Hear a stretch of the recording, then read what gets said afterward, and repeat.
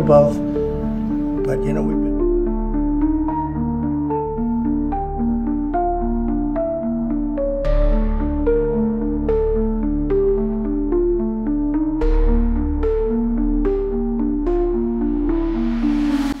Terjadinya perang dagang antara Amerika Serikat dan China dapat mempengaruhi perekonomian secara global. Tentunya perang dagang Amerika Serikat dan China dapat mempengaruhi ekspor, impor, dan investasi di Indonesia. Perang dagang antara Amerika Serikat dan China berpotensi mempengaruhi perekonomian dunia, termasuk Indonesia. Amerika Serikat mengenakan tarif impor sebesar 145% kepada China. Lonjakan tarif tentu memberikan pengaruh yang besar bagi Indonesia yang merupakan mitra dagang kedua negara tersebut. Pemerintah Amerika Serikat pada Kamis tanggal 10 April tahun 2025, waktu setempat secara resmi menjelaskan bahwa produk impor dari China kini menghadapi tarif minimum sebesar 145%. Hal ini mempertegas sikap keras Presiden Amerika Serikat Donald Trump terhadap mitra dagang utama Amerika Serikat tersebut di tengah ketegangan perdagangan yang kian memanas.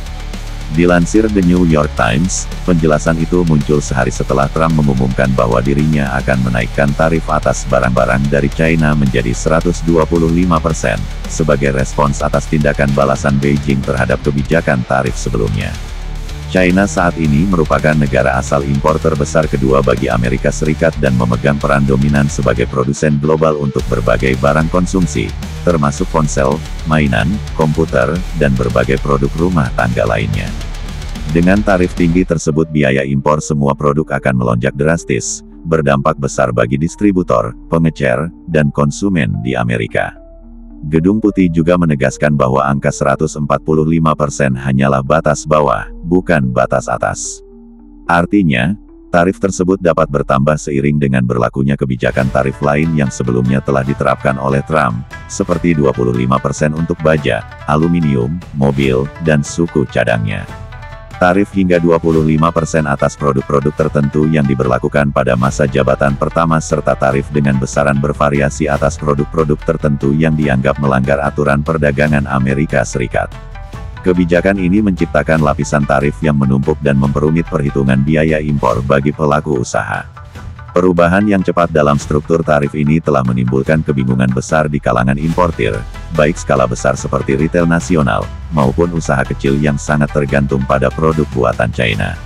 Adapun perbedaan antara tarif 125% dan 145% bisa berarti ribuan dolar untuk satu kontainer produk. Meskipun kebijakan ini telah diumumkan, pemerintahan Trump memberikan pengecualian sementara untuk barang-barang yang sudah dalam perjalanan menuju Amerika Serikat. Artinya, barang yang dikirim melalui udara akan mulai dikenakan tarif dalam beberapa hari ke depan, sedangkan barang yang dikirim lewat laut akan terkena tarif tersebut saat tiba beberapa minggu kemudian. Hal ini memberikan ruang bernapas yang sangat singkat bagi para importir untuk menyesuaikan strategi logistik mereka. Namun banyak di antara mereka yang menyatakan bahwa waktu tersebut tidak cukup untuk mencari alternatif.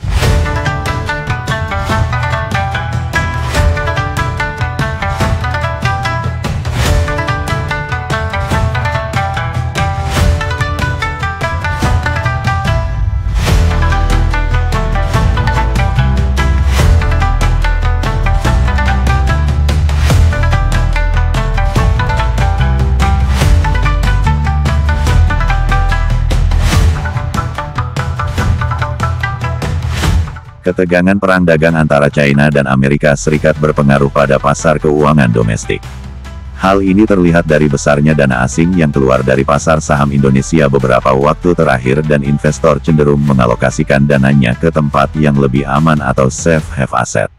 Usai Hari Raya Idul Fitri, asing terus mencatat net sell paling besar pada hari pertama pasar dibuka setelah libur 11 hari. Tepatnya pada Selasa lalu, asing keluar sampai 3,87 triliun rupiah. 2 hari berikutnya, asing masih terus mencatat jual bersih di seluruh pasar saham. Jika diakumulasi sejak awal tahun, asing masih terus melego saham Republik Indonesia mencapai 35,64 triliun rupiah. Selain itu, potensi ekspor Indonesia ke China berpotensi mengalami penurunan karena permintaan yang juga turut menurun. Untuk diketahui, data dari Kementerian Perdagangan untuk ekspor non-migas Indonesia ke China relatif cukup tinggi dalam 3 tahun terakhir. Pada 2022, 2023, dan 2024, ekspor non-migas Indonesia ke China masing-masing lebih dari 60 miliar dolar. Namun apabila impor barang dari China ke AS dikenakan tarif yang tinggi, maka hal ini akan berdampak pada penurunan permintaan barang dari China dan barang mentah dari Indonesia pun menjadi tidak laku. Kondisi perekonomian Amerika Serikat dan China berpotensi mengalami perlambatan pertumbuhan ekonomi. Ketika hal ini terjadi, maka kemampuan negara-negara tersebut dalam memberikan penanaman modal asing PMA ke Indonesia akan semakin kecil. Terakhir data dari Badan Koordinasi Penanaman Modal BKPM pada 2024 menunjukkan bahwa penanaman modal asing PMA dari China ke Indonesia sebesar 8,1 miliar dolar atau sekitar 136 triliun rupiah. Jika dilihat lebih jauh, jumlah penanaman modal asing PMA China ke Indonesia cenderung terus mengalami kenaikan tahun demi tahun.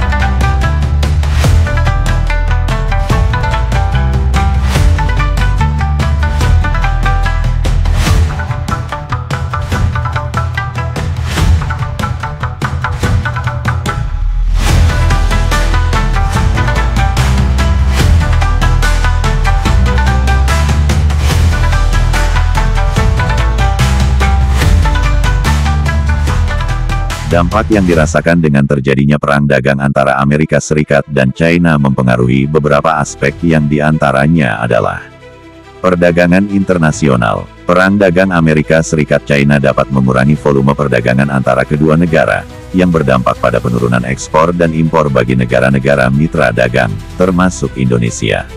Perubahan dinamika perdagangan dunia dapat berdampak langsung pada sektor-sektor ekonomi Indonesia, seperti penurunan ekspor Indonesia ke Amerika Serikat dan China dapat mempengaruhi pertumbuhan ekonomi.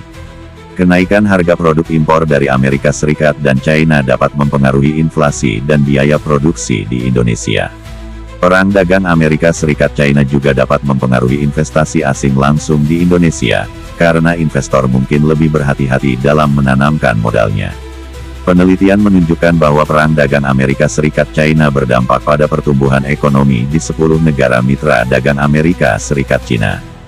Variabel kinerja ekspor memiliki dampak positif dan signifikan pada pertumbuhan ekonomi di negara-negara tersebut. Untuk mengurangi dampak negatif perang dagang Amerika Serikat-China, Indonesia dapat melakukan beberapa strategi yang diantaranya adalah 1. Diversifikasi ekspor. Meningkatkan diversifikasi ekspor ke negara-negara lain untuk mengurangi ketergantungan pada Amerika Serikat dan China.